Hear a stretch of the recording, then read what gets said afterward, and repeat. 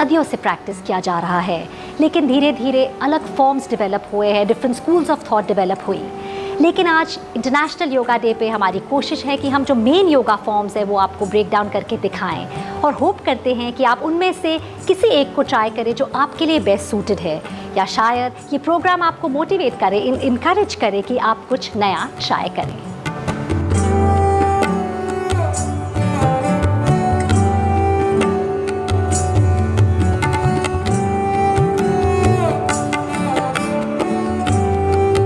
और अब हम शुरुआत करते हैं हठ योग से। ये ट्रेडिशनल सबसे पुराना क्लासिकल फॉर्म ऑफ योगा है, जिसे कहा जाता है mother of all yoga forms. इस वजह से अष्टांगा योगा, अयंगर योगा, विन्यासा, पावर योगा शुरू हुए हैं। जो मैं ये आसन कर रही हूँ इसे वृक्ष आसन कहा जाता है, ट्री पोज कहा जाता है। ये स्पाइन के लिए बहुत अच्छा है, बॉडी को स्ट्रेंथन करता है, और सबसे इम्पॉर्टेंट बैलेंस और फोकस के लिए बहुत अच्छा है। देखिए, हठ योग जो है वो पारंपरिक योग है। अगर हम हिस्ट्री की बात करें तो हठ योग जो है भगवान शिव ने उसका उपदेश पार्वती जी को दिया, और पास में एक तालाब था, तालाब में एक मछली उसको सुन रही थी, तो वो मछली उस उपदेश को सुनकर मत्स्येंद्र नाथ ऋषि हुए, वहाँ से गोरखनाथ हुए, उसके बाद में पीढ़ी दर पीढ़ी वो नीचे आते रही। हठ योगा को इसीलिए इसका अम्ब्रेला बोला जाता है हर योग का, क्योंकि इसके अंदर 84 लाख आसनास हैं। इन आसनास का ट्रांसफॉर्मेशन हुआ अष्टांगा योगा। शारीरिक स्ट्रेंथ की बात करें, बॉडी को बिल्ड करने की बात करें, तो अष्टांगा योगा एक अलग तरीके से इन्होंने हठ योगा में से कुछ आसनास निकाले, उसको बनाया गया। हठ योग के 8 अंग सिखाता है, जो एक खुश और ज्यादा अर्थवान जीवन जीने की नैतिक संहिता बनाते हैं। पतंजलि ऋषि ने अष्टांग योग बोला है। अष्टांग मीन्स 8 अंग, 8 लिम्स, जिसके अंतर्गत स्टार्टिंग उन्होंने बताया है यम। यम के अंदर 5 एलिमेंट्स हैं उन्होंने दिया है, जिसमें कि सत्य, अहिंसा, अस्तेय, अपरिग्रह और ब्रह्मचर्य। फिर नियम दिया है, उसके अंदर 5 एलिमेंट्स जो कि बेसिक हैं। उसके पश्चात हम आसन को करेंगे, फिर प्राणायाम के उसके बाद करेंगे, फिर प्रत्याहार करेंगे, फिर धारणा, ध्यान, समाधि। ये 8 तरीके के लिम्स जो हैं ये सीरीज से चलते हैं। प्राणायाम का मीन्स प्राणों का आयाम, आयाम मीन्स विस्तार करना, शरीर के अंदर प्राण को फैलाना, प्राण ऊर्जा को। प्रत्याहार का मीन्स हुआ इंट्रोवर्ट, आप अपने आप को बाहर से, आउटर वर्ल्ड से इंट्रोवर्ट करते हो। फिर धारणा मीन्स कंसंट्रेशन, ध्यान मीन्स मेडिटेशन, देन समाधिस्थ अवस्था, वो तत्व ज्ञान, वो ईश्वर की प्राप्ति। आज लोग हर तरह की वजह के लिए योग करते हैं। फिट रहने के लिए, सुडौल शरीर के लिए, ठीक से सांस लेने के लिए, प्रतिरोध क्षमता बढ़ाने के लिए। योग कई तरह से इलाज का काम भी करता है। ये लंबे समय से चली आ रही बीमारियों को ठीक करने में बहुत फायदेमंद है। यतीन्द्र को जब एहसास हुआ कि योग से वो स्वस्थ हो पाए हैं, तो उन्होंने योग सिखाना शुरू किया। मेरे को लीवर से संबंधित कुछ परेशानी हुई। डॉक्टर्स के पास जब मैं गया, देखा कि उसका उस तरीके से सॉल्यूशन मेरे को नहीं नज़र आता दिखा, तब मैं योग की ओर बढ़ा। उसका परिवर्तन मैंने अपने शरीर के ऊपर देखा। उसके बाद मैंने सब कुछ अपना जो पुराना किया हुआ था सब छोड़कर मैं योग के अंदर आ चला। रूही राजपूत एक पोषण विशेषज्ञ है, जिन्हें आयुर्वेद का, आंत्र तंत्र का और हार्मोन संतुलन का बहुत अच्छा ज्ञान है। वो 1 दशक से ज्यादा समय से योग कर रही हैं और मानती हैं कि योग और आयुर्वेद दोनों भारतीय पारंपरिक चिकित्सा व्यवस्था का हिस्सा हैं, जिसमें संपूर्ण स्वास्थ्य की बात है। आप आयुर्वेदा और योगा जैसे आप बोल रही हैं, सब साथ साथ ही चलता है दोनों। अगर आप किसी तरह की आयुर्वेदिक ट्रीटमेंट ले रही हैं या आप कोई आयुर्वेदिक लाइफस्टाइल फॉलो कर रही हैं, अगर आप उसके साथ योगा प्रैक्टिस करेंगी तो जैसे आपके बॉडी में ब्लड सर्कुलेशन है वो बेटर होता है। इसके अलावा भी अगर हम देखें तो जो हम दोषा या प्राणा की बात करते हैं आयुर्वेदा या योगा में, वो एक फ्लो है, एक बैलेंस ऑफ जैसे माइंड, बॉडी एंड सोल है, and flow of positive energy है, और वो योगा और आयुर्वेदा के साथ ही आता है। ओम शांति शांति और अब हम आगे बढ़ते हैं अगले योगा के स्टाइल पर, जो है अष्टांगा विन्यासा। ये one of the oldest styles of yoga है और हठ योग का सबसे पॉपुलर फॉर्म भी है। ये बेनिफिशियल है बिगिनर्स के लिए, यानी कि जिन्होंने शुरुआत की है योगा की, या उनके लिए भी जो एक्सपीरियंस प्रैक्टिशनर्स है, और ख़ासकर उन लोगों के लिए जो एक डायनामिक सेट योगा चाहते हैं, जिन्होंने लगे कि हाँ सच में हमने किसी तरह का एक वर्कआउट किया है। जो अष्टांगा विन्यासा है वो एक सीक्वेंस में किया जाता है, जो शुरुआत होती है एक मूविंग मेडिटेशन से, और धीरे धीरे उसका जो फोकस है वो है अपनी सांस यानी कि ब्रेथ वर्क पर और दृष्टि पर।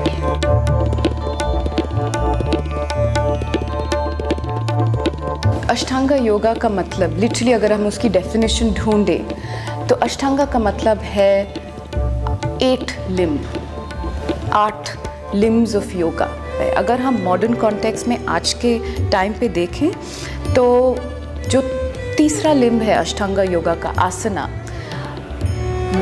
सबकी जर्नी, योगा स्टूडेंट्स हों, टीचर्स हों, जो भी योगा के पाथ पे शुरुआत करते हैं वो आसना से ही करते हैं। आसना और जो भी सारे आज आसना के फॉर्मेट्स हैं उन सब का जन्म एक ही गुरु से हुआ था, गुरु कृष्णमाचार्य जी।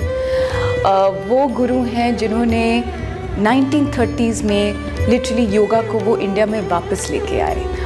अष्टांगा की बात करें, अष्टांगा विन्यासा की बात करें तो ये प्रैक्टिस मेरी, अगर मैं सोचूं, मैं बता सकूं तो ये प्रैक्टिस एक्सट्रीमली थेरेप्यूटिक है। जब हम हर आसना को ब्रेथ के साथ कोऑर्डिनेट करते हुए दृष्टि जो फोकस लाती है, जब इन तीनों का कॉम्बिनेशन आ जाता है तो ये practice it has the power कि हमें एक मेडिटेटिव स्टेट में डाल देता है।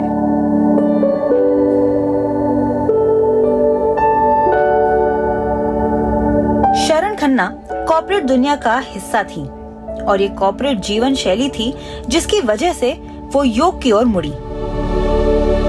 मेरी शुरुआत हुई जब मैं कोका कोला में काम करती थी 10 साल के लिए, और जस्ट टू डील, जो मेरी जॉब थी काफ़ी स्ट्रेसफुल थी, एंड आई रिमेंबर जब मैं अपनी पहली योगा क्लास में गई, मेरे को लगा उस क्लास में कि आई एम फाइनली ब्रीदिंग, और उस क्लास से लेके आज तक yoga became the most important component of my life. मेरी ज़िंदगी का सबसे ज़रूरी कॉम्पोनेंट बन गया। योग को ऐसा अभ्यास कहा जाता है जो मन, शरीर और आत्मा को जोड़ता है। ये सेहत के लिए बहुत फायदेमंद है। शरीर पर इसका बहुत प्रभाव पड़ता है और यही वजह है कि इस प्राचीन अभ्यास को अक्सर कई तरह की बीमारियों और स्थायी समस्याओं से जूझ रहे लोगों के लिए आधुनिक चमत्कार बताया जाता है।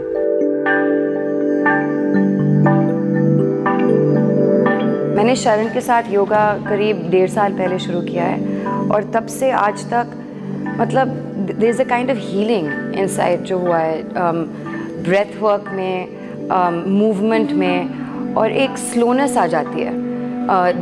दिन पर दिन आप देखते हो कि आपका माइंड थोड़ा स्टिल हो जाता है, थोड़ा और रिलैक्स्ड हो जाता है, और जो ये बिज़ी कल्चर है जो हम सब जीते हैं वो थोड़ा सा 1 घंटे के लिए कम हो जाता है, और वो मेरे लिए सबसे इम्पोर्टेंट चीज़ हुआ है।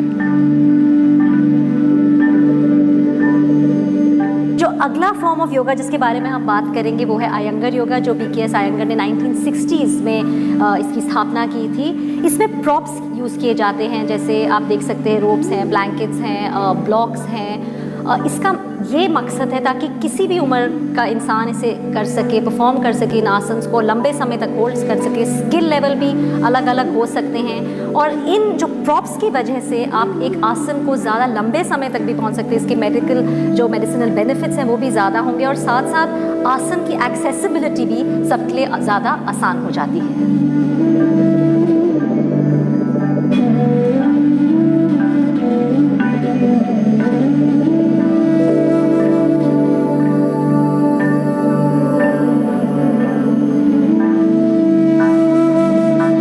लोग किसी वजह से सोचते हैं कि योगा नहीं कर सकते हैं, गुरुजी ने ये प्रॉप्स के मुताबिक वो लोग योगा कर पाते हैं। दूसरे की सीक्वेंसिंग, हमारे जो आसनास है वो बहुत ही ज़्यादा हैं और उनमें इम्प्रोवाइज वर्जन्स भी कर सकते हैं। तो हर सीक्वेंस अलग है।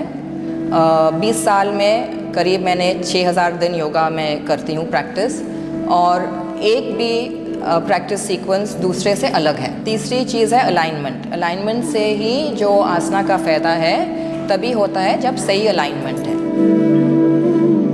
अमीना सरकार भरतराम के लिए योग इस अभ्यास में अपने आप को पूरी तरह समर्पित कर देने की प्रक्रिया है, जिसने उन्हें अपने ठीक होने की यात्रा में मदद की।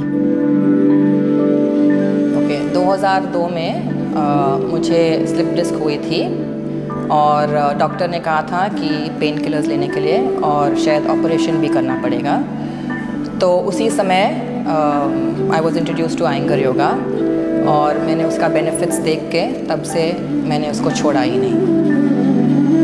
मानसिक स्वास्थ्य की समस्याओं के लिए अब ज्यादा से ज्यादा थेरेपिस्ट योग को लगभग नुस्खे की तरह इस्तेमाल कर रहे हैं। प्रिया का अनुभव ऐसा ही रहा।